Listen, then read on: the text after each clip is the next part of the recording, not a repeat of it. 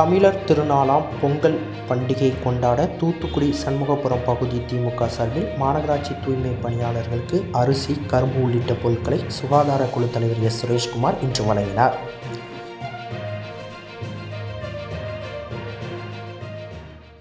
தூத்துக்குடி மாவட்டத்தில் கடந்த மாதம் பெய்த கனமழையால் மிகவும் பாதிக்கப்பட்ட பொதுமக்கள் தங்கள் இயல்பு வாழ்க்கை பாதிப்படைந்துள்ளனர்.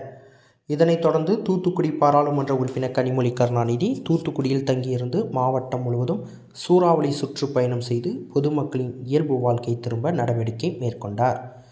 இதனைத் தொடர்ந்து தமிழக அரசு உடனடியாக நடவடிக்கை மேற்கொண்டு பல்வேறு பகுதிகளில் பொதுமக்கள் இயல்பு வாழ்க்கை திரும்ப நடவடிக்கை எடுத்தது.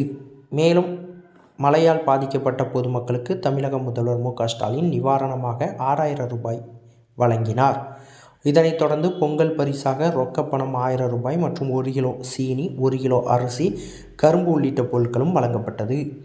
இந்த நிலையில் மழை வெள்ளத்தால் பாதிக்கப்பட்ட தென் மாவட்ட மக்களுக்கு உதவும் வகையில் பொங்கல் பண்டிகையை கொண்டாட வேண்டுமென கட்சியினருக்கு தமிழக முதல்வரும் திமுக தலைவருமான மு. க. ஸ்டாலின் மற்றும் பாராளுமன்ற உறுப்பினரும் கட்சி துணை பொதுச் செயலாளருமான கனிமொழி கருணாநிதி ஆகியோர் வேண்டுகோள் விடுத்தனர்.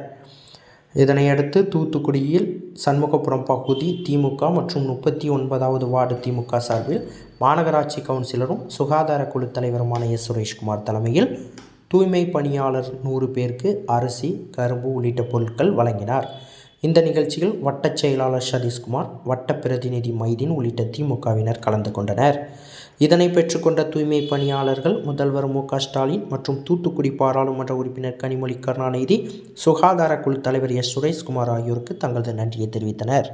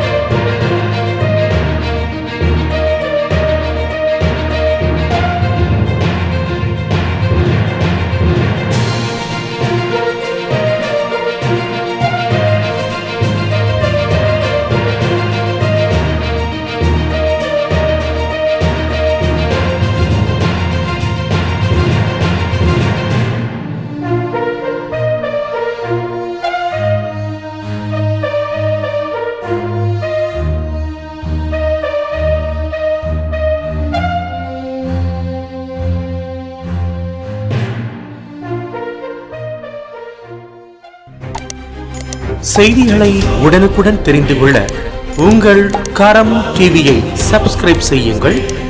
அதோடு பெல் பட்டனையும் கிளிக் செய்யுங்கள்.